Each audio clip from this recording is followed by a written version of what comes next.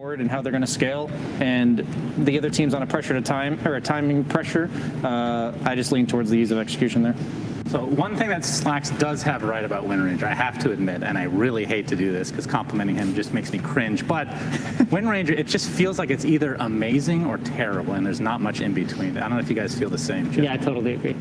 It does give him a way to scout Roach, though, the power shot, and he'll be playing around mid most of the time. Gale Force, huh? Sure. That's not a support thing. Oh, please. You don't get that on core still? It's so good. Just delays your timings, the Maelstrom BKB. Bro, he doesn't know about shards. I saw his YouTube shard video. It's terrible. Yeah, I didn't even bother clicking on that. Why would I? Yeah. I'm the master at shards and Ags, BSG. I don't know if you know this. It's a good shard, okay? Just trust me. I'm trusting you. I think he had it in C tier. That was back when it was a global power shot. C tier? Oh, I thought you made a new one. No, that was... Oh, okay, never mind. Yeah, that one was also bad anyways. So don't click on that. Jenkins is also in that, so definitely don't. Not worth your time. Yeah, absolutely not. So you're both going for IG here, I take it? I actually think Spirit has a pretty good draft for themselves. Okay. I think for Spirit it's going to be about, can we get this PA fat enough and get him online, and can we stop Ursula from roaching? That's going to be the main points to look for. All right, let's see who's with Silent from Team Spirit.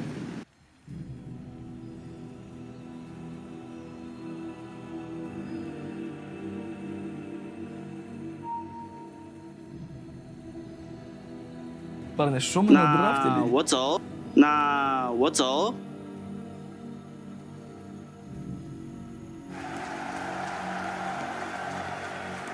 И я безумно хочу пиццу. Thank you very much, Frankie. Yes, indeed, we're ready to rock and roll with this one. It's going to be quite the game. We've seen the draft here from Spirit and IG. AUI, what do you make of this? What do you like? Who do you think's come out with the hotter lineup? I think they're both really competitive drafts. I am a bit concerned for Team Spirit in that I feel like it's a really simple Abaddon game. On the draft panel, they're mentioning how PA can use a shard to break Tidehunter, but I believe you can shield that off. Alongside, you know, the Bane grip, the Mars Spear, Windrunner Shackle, there's a lot of things that Ollie can purge. However, sometimes you can overwhelm him, so I'm interested to see if Spirit's going for that role, because they saw the Abaddon once they committed to Windranger.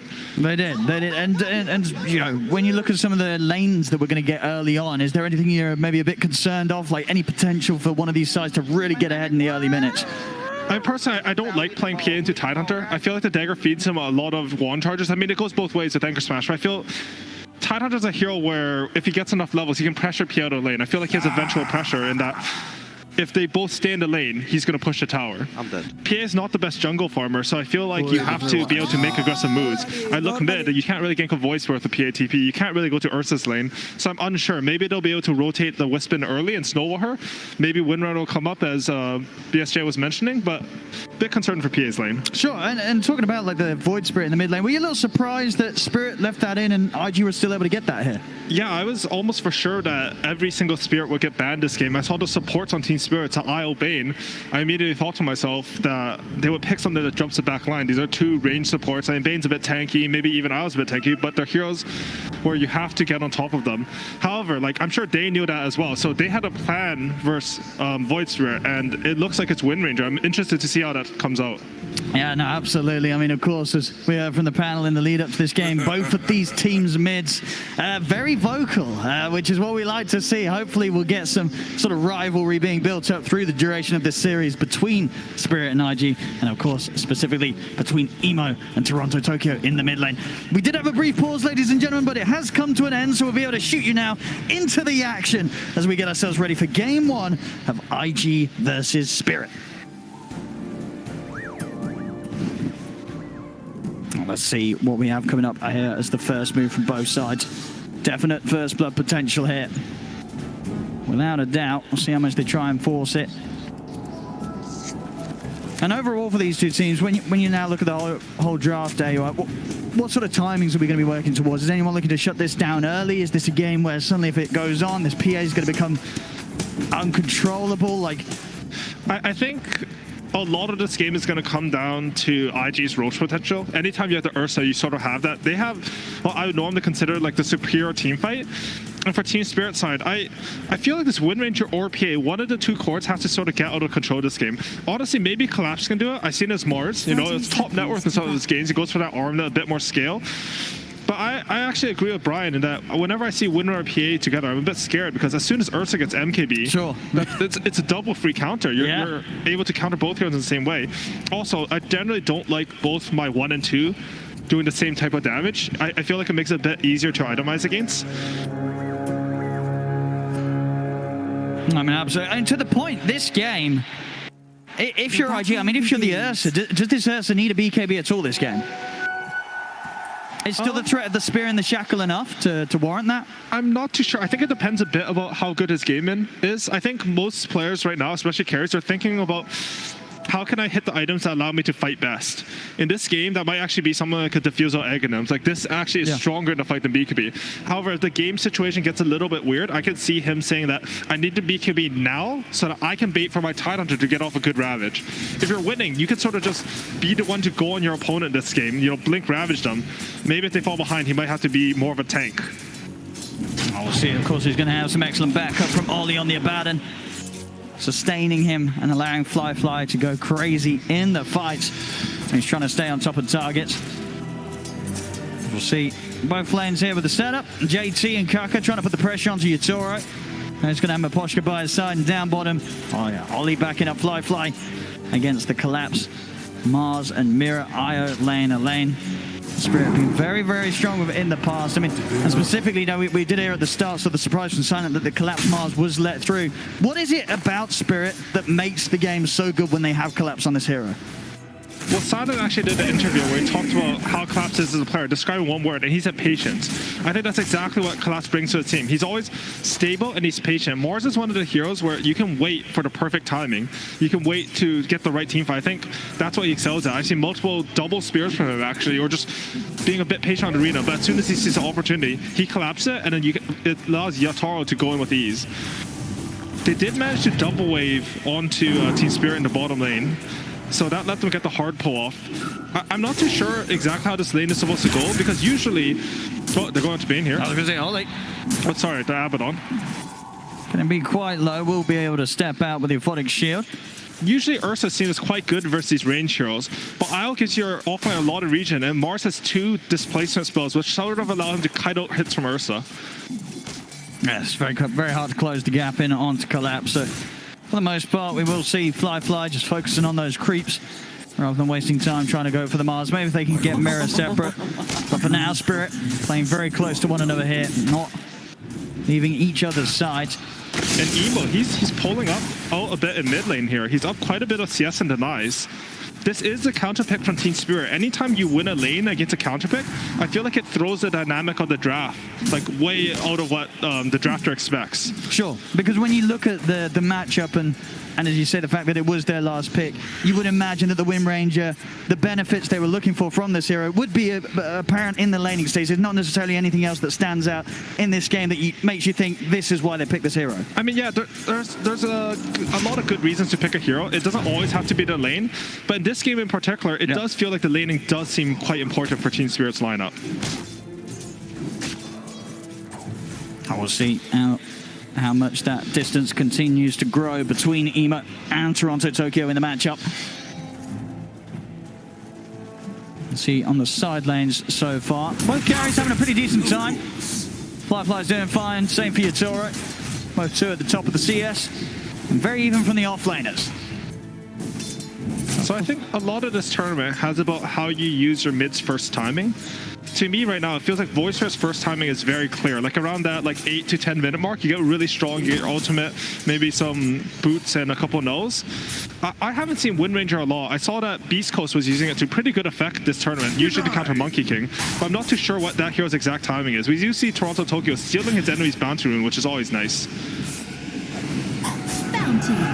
On top lane. Oh, JT's taking a lot of damage here. Yeah, a bit of setup on the JT, and he's taking a few tower hits with the break step. He ends up going down. And that's exactly what Team Spirit need. You look at this matchup, PA versus Tidehunter. I would say this is very good for Tidehunter.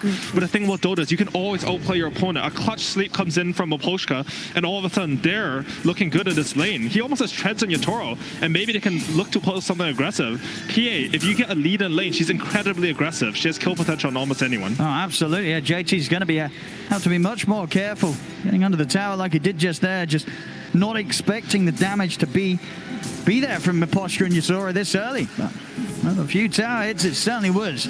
JT, it's got to be more cautious. And JT, he actually has to be quite careful because this is around the time where mid laners are starting to get their sixes. He spent his TP score to get back to lane. I can see something happening where he gets stuck under the tower and Toronto Tokyo just TPs in as soon as he hits his level 6. He's still a bit far from it now, so it might not happen, but it's something to worry about. Even one Mira TP can swing this lane into complete oblivion. Absolutely, it's definitely a lot scarier for JT up here than it is for Collapse down on the off lane for Spirit. And a little bit low in action. I think we're pretty much looking at the mid lanes right now. When are they going to get their 6? When are they going to make their first rotation? Emo actually already has 6, and he's looking solo kill.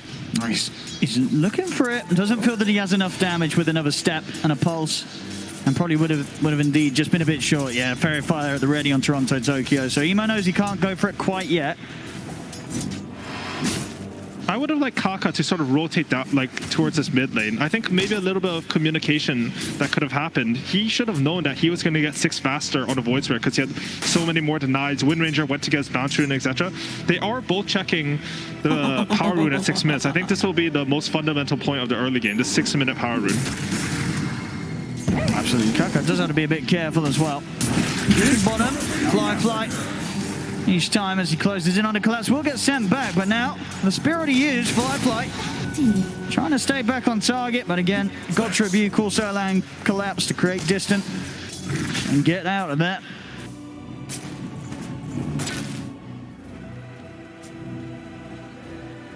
Let's see, 1k lead, just 1 kill right now, 6 minutes in. Okay. He's going to be able to take this one out. Miposhka's not going to be too happy about that, but nothing he can do on his own. Just got to head back to lane. Even though, if you look at the CS, still a very, very nice start. You know, your Toro, Team Spirit across the board. Their 3 cores just having the slightly better time. Yatoro's actually level 6 already, which is looking really good for him. Honestly, a little bit of some mutual assured destruction standoff between the mid laners. Both of them feel like if they TP to a side lane and kill them, then the other one will react and get some counter kills there. Well, this is going to be good to see as well. Yatoro, we did see some PA sort of earlier on in the tournament, right? And we were having this Maelstrom build, but this time round, Yatoro going for the classic, getting that Battle Fury online. Battle Fury AUI. You know, where does this hero stand nowadays? Yeah, you happy to see this on the PA, or think it could be a bit of a risk here from Yatoro? So I think Yatoro has a read on the game that his team is going to be able to fight without him. I think that's usually why you go for Battle Fury. It is one of the only carries left in Dota, I feel like, that can still go for the side item.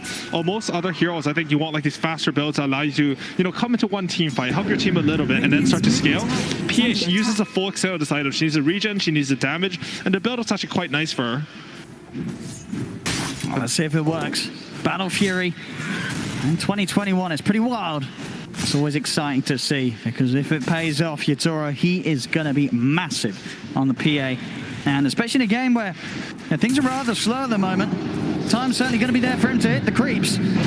So mid lane, a little off the mark there with a stun. Toronto Tokyo able to dodge it. Back up as well from Mira's IG. They won't be able to go for him anymore. In fact, Emo's got to be careful. They'll still have jumps and steps available, so they won't catch him. And I think securing that haste rune onto Toronto Tokyo is just huge for his game here. Even if he chooses not to make a move with this haste rune, it makes it incredibly hard for the enemy team to push any sort of aggression. We can see JT, he's picked up the Helmet of Dominator at top lane, but if he pushes a bit too far, Yatoro's just going to TP with a haste and kill him. So he doesn't feel as comfortable pushing this tower. I'll see 3 of them here going for the mid. Dire structures are what can they do about this? Yeah, it doesn't look like much at all. 8 minutes in, they're taking away the Tier 1 tower. Now Emo will come back over. Both supports ready to back up. Team Spirit instantly retreating. They don't want to try and push their luck there anymore. A lot of damage done, though, with that early siege.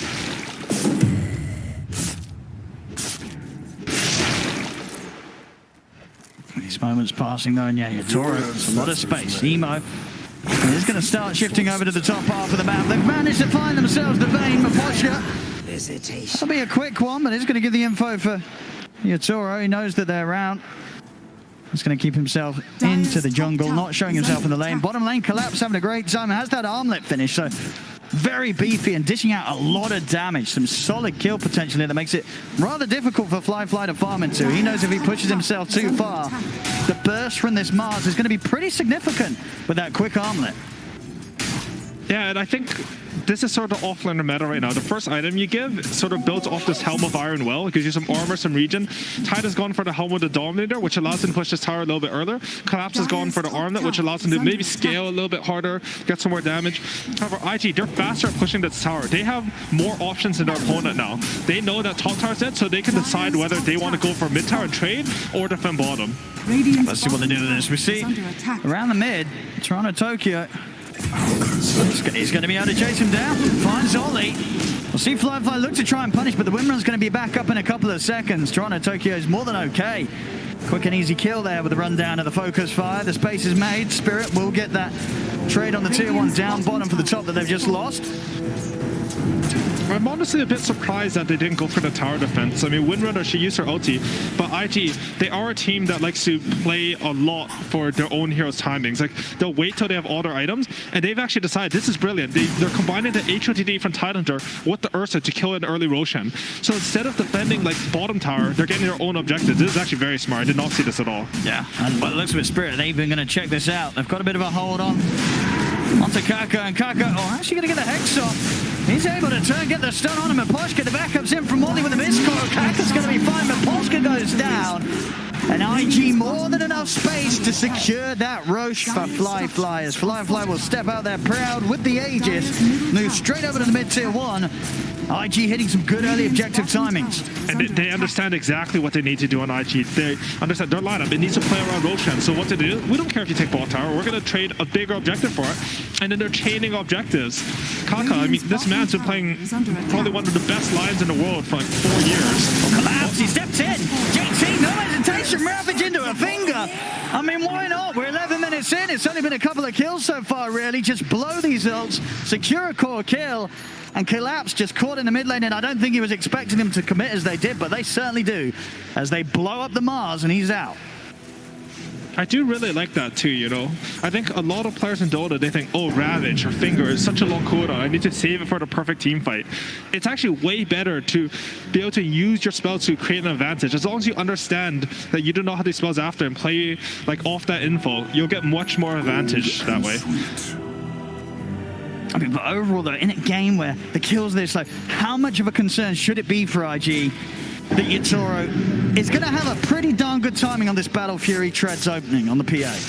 I mean, I do feel like this is a bit better than PA would be expected to do off the draft. But top lane, they're relocating in. Yeah, they've got some damage. See with the focus fire. They should do so. JT trying to hide, but they've got him.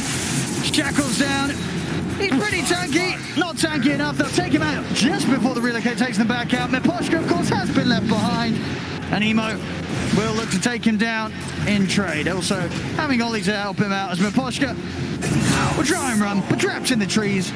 No safety for him to be found. Even that little Satyr Banisher coming out from JT from the grave. He's just microing his creep. It helped him on the last Miposhka kill, and secured the kill on Bane this time. That was a really good play from Spirit, because I feel like they're sort of on the back foot. And usually when you're on the back foot or weaker than your opponent, you want to be able to like dodge them. But the best play is actually to make an aggressive move and force a reaction from the enemy team. They poke Tide on top, they end up having the damage to kill, and they bring a lot of IG's heroes to the top lane. Now PA, he TP bottom away from all the danger. He's able to farm all the way up to his Battle Fury. I mean, I think Yatoro is going to be very happy. He's getting the space.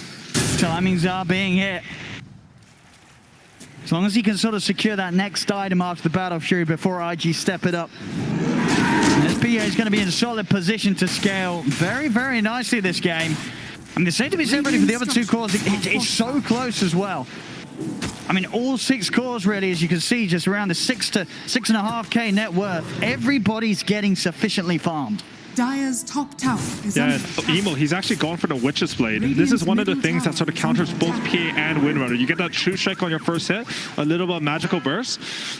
And JT on the Tidehunter, he's actually not going for a Blink Dagger, because Kaka, he's having a pretty decent game. He's actually only 500 gold from his own Blink Dagger. They're looking to play more of a ball-up lineup with Kaka responsible for all the catches on the map. Yeah, for sure. And they want to go now that the Diffusal Blade's done. See Mirror. Oh, it's that TP. A little too long as Mirror. Will be a free catch here for IG. And I feel this is a little bit of the awkward part about having Battlefield on your carry. I mean, Yatoro, he's happy for himself, but right now, IG have the timing. They can run into his camps. They can steal his Ancients. I mean, he farmed them before they got there, which is good by them. But it's not easy to farm camps once you have Battlefield at this level of Dota. IG, they are still hunting though. They will want more than just the IO. Radiant's top tower is under attack. Showing bottom. He's only 300 gold away from his Blink Dagger, so his team has identified them and they're giving him the space to get that item. As soon as he gets that Blink Dagger, I think it's go time for IG. Oh, that was close. That was indeed the micro. Oh, he's setting up for the Centaur stun. Radiant's top tower is Mid under lane, there's no tower to TP to here. See if they got the damage. They'll look for the arena setup on the JT. He's going to have to pop the Ravage. Will that actually allow him to get out of there? Well, Ollie's going to be able to back up the shield and the coil, healing JT back up. Ravage has been expended, but it saves JT's life here. Nobody going down on IG. And that is the Blink Dagger done on Kaka, ready for the next move. Not a lot of kills this game, but I feel like both teams are feeling a little bit tense, you know? We had an Arcade run on Void Spirit earlier, Haze run on Wind Ranger, but it feels hard for them to make these moves. See, Firefly does want to try and go for Miposhka here, but only a couple of seconds literally on the Aegis, so he'll have to hold back.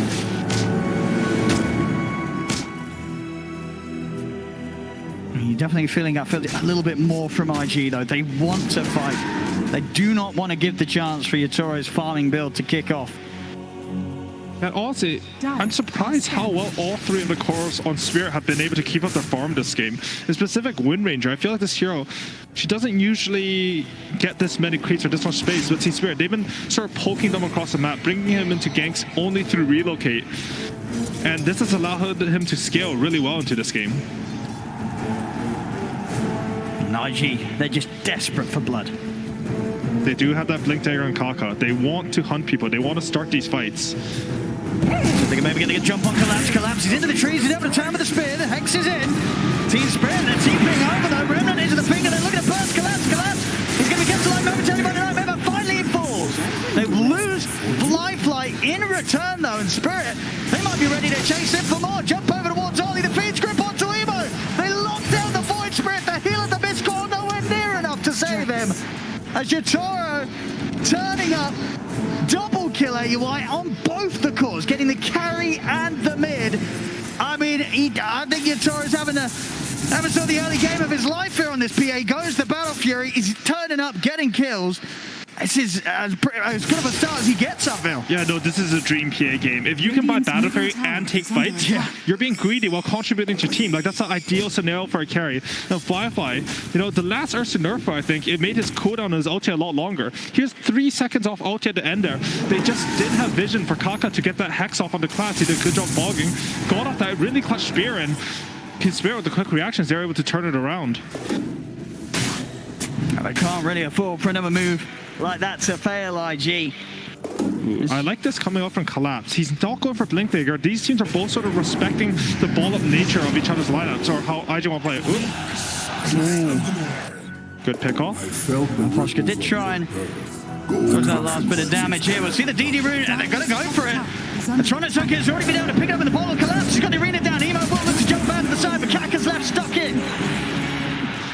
And honestly, IG, they're looking a little shaky here. They really wanted to get their Blink Dagger timing. When you get your timing, you want to go fight your opponent. When Collapse pulls off a clutch spear like that in the last engagement, it sort of shatters your conception of how you want to play your game. It disrupts your flow. Kaka, you know, a little bit alone on the Blink Lion. Usually you want to play with your allies, your damage, when you have that Blink Dagger out. And Collapse, he's going for what I like to call like the OG Dota. You buff your carry up, you give him a good game, and then you buy items to make his net worth even more. He's just going for that Vlad.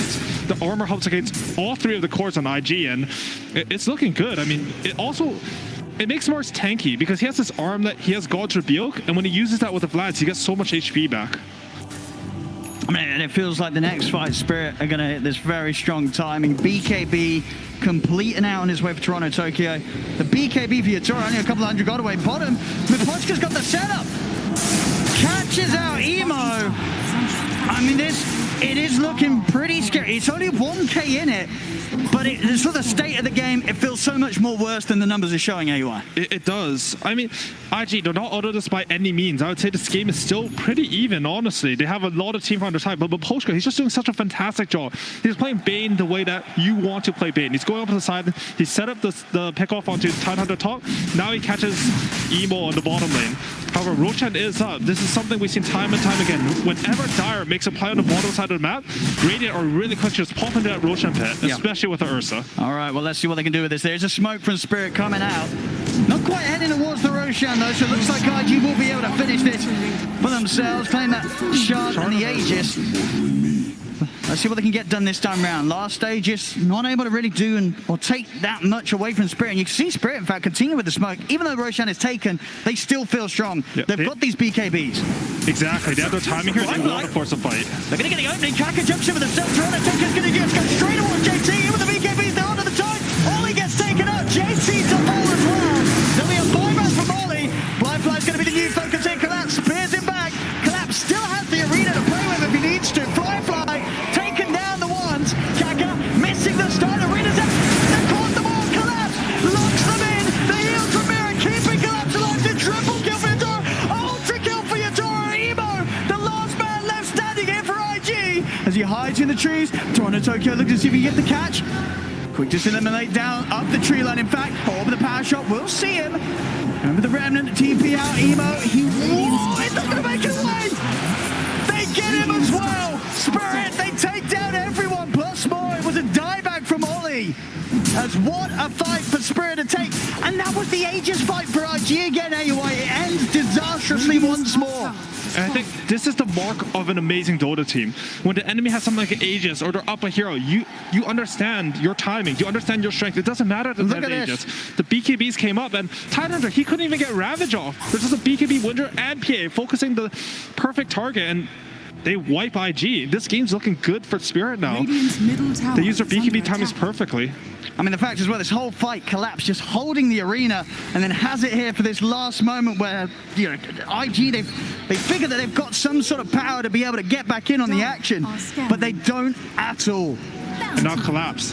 He's finished off that Vlad. He's going for his own BKB. There's going to be triple golden cores on Team Spirit. I'm not too sure how IG want to take this fight. Tidehunter doesn't have a Blink Dagger, so he sort of was all-inning and double-downing on that the ball factor that they had. You know, Void Spirit would jump in for him. They would come into Void Spirit, try to jump back, and he would counter-initiate with the Ravage. If they have BKBs, you cannot do that.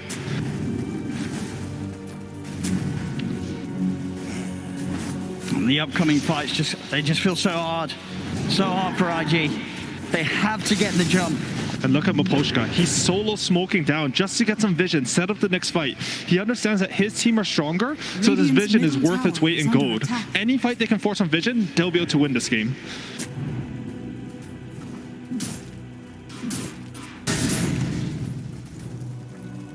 IG playing very cautious here. They know. One of them gets caught alone by that Bane. The relocate follow-up will be in. 13-7, 5k lead Spirit. They have their ults good to go once more. I think Yatsura, is that it? That should be the completed Desolator on its way out. It is. So Deso BKB Battle Fury just 23 minutes in on the PA. Level 18 as well. Yeah, pretty much 19. Yeah, he's going for that shard that BSJ mentioned on the panel. Yep. As soon as he has this, any jump onto Tidehunter is a kill. Fly just getting killed off top. What was he doing up here? Just a blink reveal on the Wind Ranger gets pretty much a solo call. I mean, the Isle's there, but... He was pretty far up on his own. He was. And Team Spirit, they have all the momentum right now. They won the last fight. They're controlling the map. Look how huddled up around mid IG are. They feel like they cannot go to the sidelines versus Bane, who's been constantly picking them off, versus Isle, who can relocate on them now. And now Toronto Tokyo, he's sort of shown the force of Wind Ranger. You split up versus these heroes, you're just going to keep dying over and over. I don't know if they can win if they just huddle around mid, though. They're not going to be able to farm the map enough. They have to find a way to force a fight where they get a good Ravage. And you see JT, he's queued up that Blink Dagger beside the Ghost Rider. Not sure which one he's going to get next, but I think they need to go for the clutch, you know? You need to go for the double core Ravage to burst. Because the fights, they look really hard right now. Oh, they really do. Team Spirit just able to take these tier 2s. No answer from IG. Radiant's bottom tower has fallen. Just how are they going to deal with this Phantom Assassin?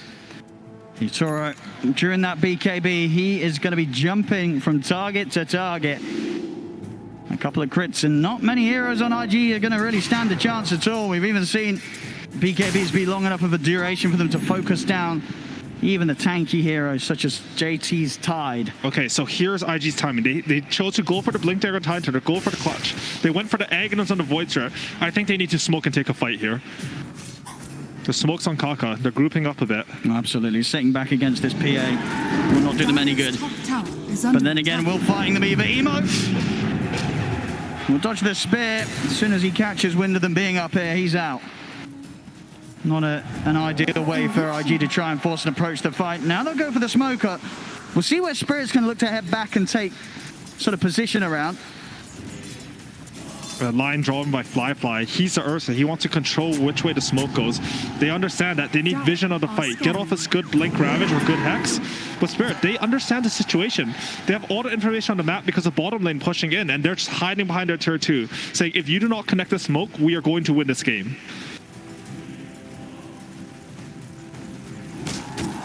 Spirit, just they know exactly what IG feels they're forced to do right now to get themselves back in, and they are not leaving any opportunities for mistakes to happen here. Completely grouped up, playing around this top lane, far from the presence of IG.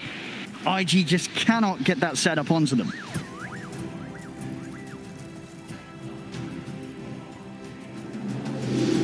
Spirit, time to push another tier 2 tower. We'll see if IG want to try and take something here. Still continuing to move around the map as 5, but not really able to find any sort of objective or goal. Look at the outpost back at least.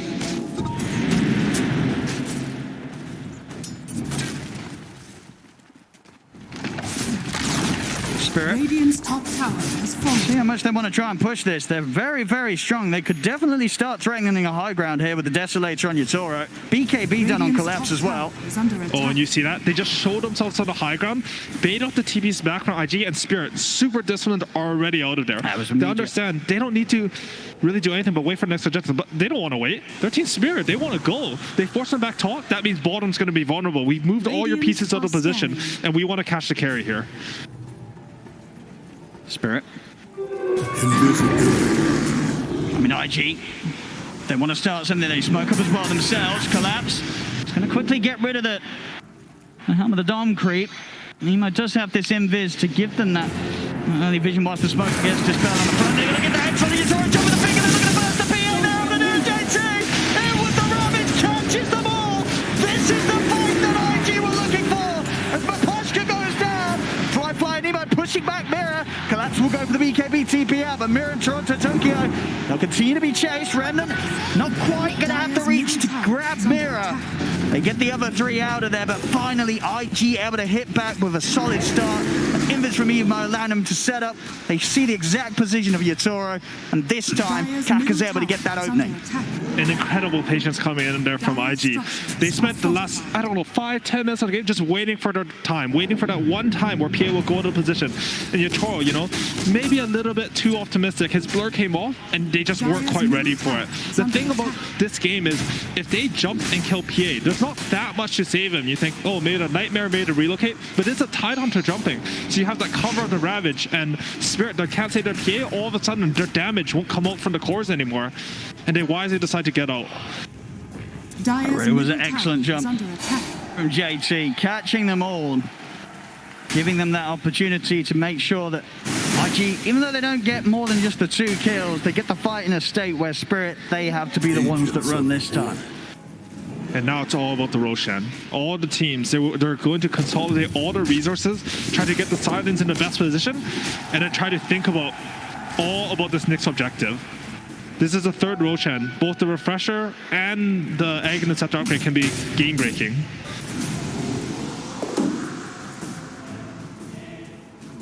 I do like what Emo has done. Like, they want to kill Roshan, so how he makes the play better is he uses his boots to travel bottom, farms a little bit on the area, and just creates some lane pressure. The the best way to get something in Dota. It's like similar to the last smoke. You can move your enemy to another side and then attack them where they're weak. Just under 20 seconds here for that Roche spawn Spirit. In the better position to hold the control around the area. IG, they're absolutely going to want to push them out of this safe space. They've got 15 seconds till Ravage. Let's see if IG can bring that fight again around such a crucial objective. And the Roshan's up. I don't think IG scouted it, but they know. They know they're in it. He's through. It's up to Kaka and JT how they jump. When do they want to commit emo? It's going to try and go for the back lines. Have to use both steps to get in and get out here. Dire's bottom Yatora and Collapse. They're going to continue to go to work on the Roshan. And honestly, a pretty big cooldown from Void Spirit there. I mean, JT's trying to step in, but the shackle's in. The Eon Disc is going to protect Toronto Tokyo here from the finger. The big comes down, the focus JT. JT's going to get down. They take him out. No chance for a Ravage as JT not around now for this Roshan objective. And Spirit, they'll continue to finish it. They'll pick it all up. Aegis instead for Yatoro. Over to Wally they go. The Abaddon takes a hit from the crest of Yatoro. Evo, he's got to run as well, but the spear, the angle, perfect from Collapse as he pins Evo to the tree line. Such brilliant team fighting coming out from Team Spirit. Yatoro with, Toronto Tokyo with his freshly finished Aeon Disc. He manages just, he's skirting on the side. You think that's a Wind Ranger, but he gets his Aeon Disc popped and he holds his BKB for the precise moment where Kaka jumps. They jump, they pop their BKBs with Spirit, and they wipe 3 of IG's heroes, and now they're going high ground. I mean, they are. 40 seconds, no emo. And they have the Aegis. They got the refresher shot as well on Yatoro. He's probably going to pass it over. Yeah, he's going to give it to Toronto Tokyo. He's got more slots to play with. Tier 3 down. The Rex as well looks to be falling. IG, they do not have a fight to put together whilst their mid's out of the game. They may have the Ravage back up, but they need everything to be able to tackle, or at least have a chance of tackling Spirit head on. As Spirit, they'll take the melee ranks, they'll back up. Now to 10k lead and feeling in a very solid position right now. And I gotta say, it's looking hard for IG to get the fight that they want. They got that one near mid lane, but Team Spirit's lineup, once they get a high head, they have so much side lane pickoff that's not easy to get these side lanes and get information in order to get the right fight. You see Emo, he's desperately trying to get this bottom lane out, using his ultimate just to push out the wave a bit faster. But the rest of the team, they have to huddle around mid. When you're huddled like this, it means that only one of your heroes can really get farm at a time. And as you can see, the net worth, there's just such a big divide now. Yatoro, the Battle Fury PA has looked fantastic this game. Yatoro identifying that this would be the game for it to pay off. He knew what he could get away with, and he absolutely has. Collapse, off the market with a spear. The shackle still hits. See what more they have to offer. Kaka's going to jump in. Holds back the two of them with a Hex and a stun. Will go for the ghost step for the CP out, but the Nightmare's in. The posture keeps Kaka held back. Good save from Kaka there, though. Void Spirit actually used both his Astral Steps and his Dissimulate, so he didn't have anything else to get out. Kaka sort of throwing his body for his cores there. Radiant's middle tower has fallen. Time for the base push. 2 minutes and a half left on Yatoro's Aegis. They're going to try and jump and burst him a quick time with the Nightmare. The tenor it's in. Yatoro's going to be fine. Arena's down. They've locked in the 3 of them. Focus back from Toronto. They go to them. They get the 3. JT's gone again. No chance for a Ravage. As the Tide Hunter gets destroyed by Spirit's incredible physical damage. The Phantom Knives as well from Yatoro. Doing the work. Now the Ravage comes out. Finger follow-up is there, but the heals. He's back up to full HP. Collapse is good to go. JT a dieback on the Tide. And Spirit will push on. The mid tier 3 and Rax is going to be all theirs in the game as well. GG is called. Wow, incredibly well played by Spirit. Just everything they had to do this game, they're able to identify, follow through. And honestly, Yatoro, he made PA look like a good hero. This is not one of the heroes picked often at the main event, but this was something special. It really was. Wind Runner and PA.